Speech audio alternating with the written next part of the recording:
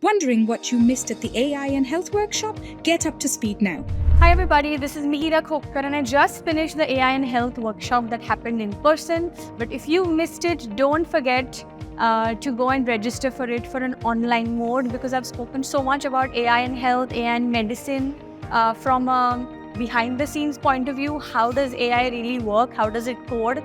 But I've also spoken a lot about practicalities and what you can use, what softwares, what equipment you can use on daily life to try and see if your health is okay. And we've also spoken a little bit about, is it accurate, is it not, should you use it, should you not. So I've spoken a lot about CGMs, which is continuous glucose monitoring. Does it work, does it not work? Should athletes use it, should you use it? I've spoken about hydration testing, which tells you if your hydration status is good enough or not. Every equipment feeds in data on an app, and then that app gives you a score, and that score tells you so much about what's happening inside.